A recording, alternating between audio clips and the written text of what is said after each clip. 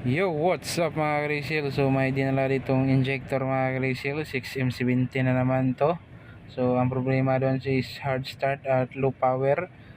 So palyado yung makina. So sila lang yung nagtanggal nito mga ka-resale. So check natin dito sa bomba tester kung okay ba yung injector.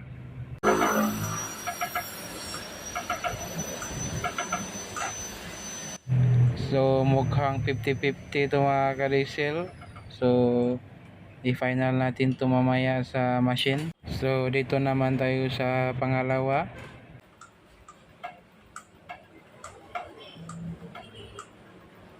Mukhang wala din ito mga ka-diesel. Malakas yung backlight niya.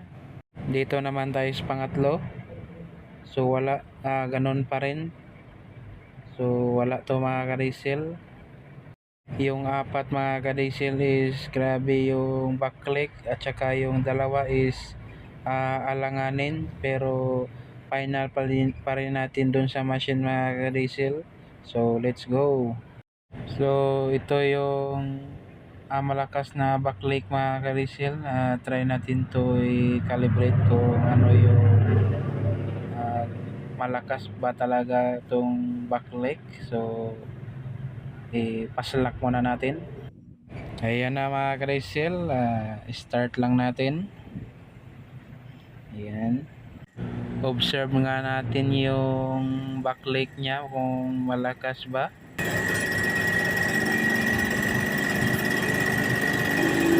Talagang ang malakas mga ka-diesel. So balik lang natin. So tignan natin dun sa data niya kung pasado ba siya.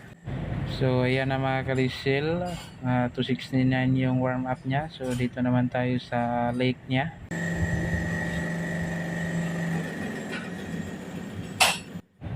Yun, grabe mga ka-diesel, sobrang taas ng lake niya. 332.5 imbis na 0 to 75. Grabe, 332.5. So sobrang lakas niyan mga ka-diesel. Halos hindi na makagalaw yung unit dyan. So try natin yung high speed nozzle tip niya, kung okay lang ba yung nozzle tip niya. At saka yun, okay naman mga ka-diesel, 283.6. So pasok siya sa passing. So dito naman tayo sa high speed delivery, high speed return. Observe lang natin mga ka-diesel.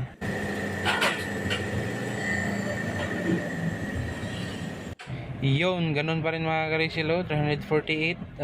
Grabe yung return niya. So patayin na natin. So wala to mga ka-diesel, sira talaga to. So yung tatlo mga ka-diesel, so same lang, alam kong same lang sila, pero hindi ko na to yun ikabit sa machine kasi alam kong ganito pa rin yun. So pinakita ko lang sa inyo kung ano yung pagkaibahan nila. So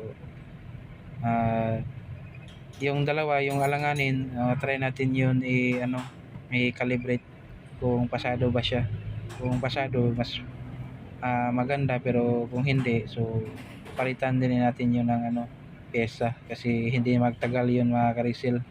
So ito na yung alanganin mga ka-diesel. So try natin, observe natin yung lake nya. Ayun, alanganin nga mga ka-diesel, 75 yung passing niya pero 78. 50-50 ito mga ka-diesel, hindi magtagal to. So ang gagawin namin dito is palitan na lang namin. So yung may-ari is okay naman siya. So mas maganda yun na condition lahat mga ka-diesel para wala tayong ibang iisipin, di ba? So yun mga ka-diesel, palitan natin to ng pyesa. Let's go.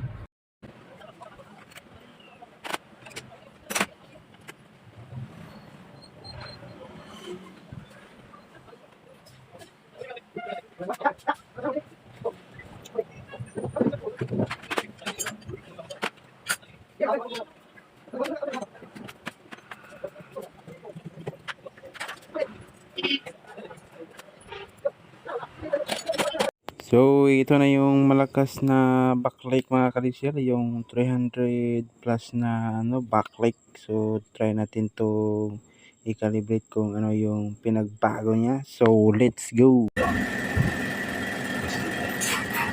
Ito na mga kalisir. So, dito natin malalaman. Yung tinitis niya is yung leak.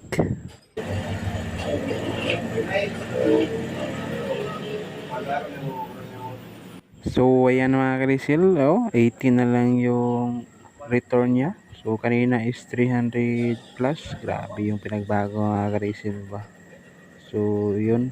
Tignan natin yung delivery niya mga kalisil. So, yung delivery niya mga kalisil is bumaba ng konti. Pero, goods pa naman to mga kalisil kasi orange pa yung delivery niya. 247. So, dito naman tayo sa return high speed niya mga grisil.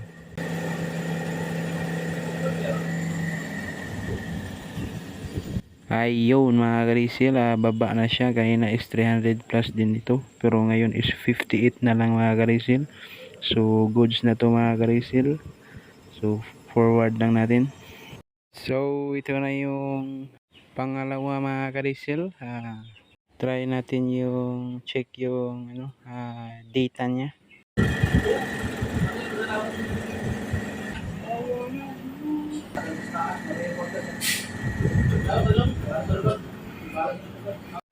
.3 na lang yung backlight niya mga kalisel. So kanyang high speed is 60.6. So normal na lahat mga kalisel.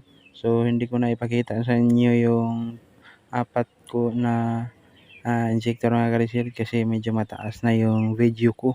So ikakabit na namin to pagkatapos mga kalisel. So let's go. Ito na pala yung pang-anim mga kalisel. Okay na siya. So ito yung 5. Okay na ito mga kalisel. So ikabit na namin to kasi kami yung ipakabit dun sa may-ari. So let's go. Nandito na kami mga kalisel. Ito pala yung unit mga kalisel. Ikabit muna namin to. Boleh.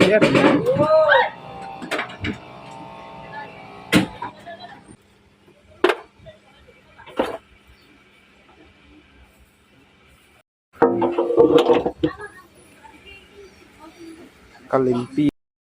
Nilinis ko lang yung apakan ng injector mga kadiesel para hindi sumingaw at makuha yung mga dumi-dumi niya. So kahoy lang yung ginamit ko at saka trapo. Pagkatapos ko nilinis mga kadiesel, kinabit ko na yung mga injector isa-isa. Ayan, kahoy rin yung gamit ko dito pang So yun mga kadiesel, ikabit ko na.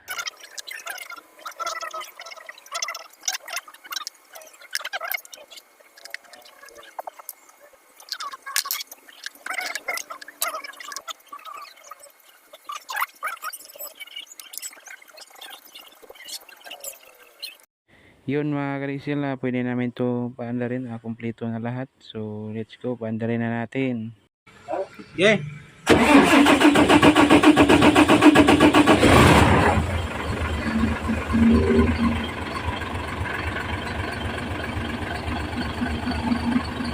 Gila.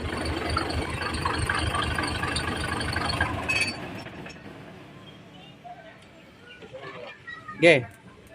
Dito na.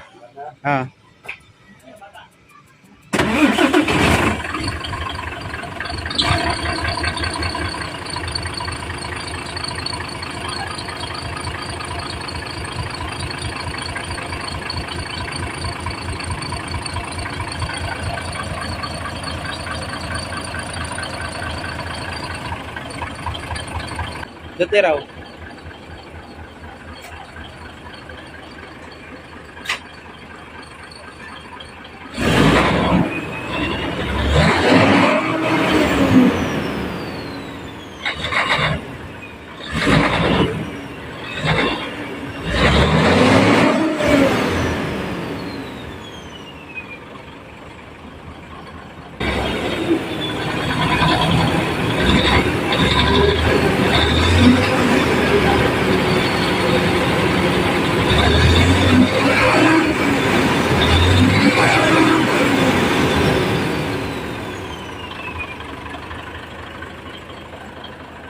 So yun mga ka-diesel, okay na siya.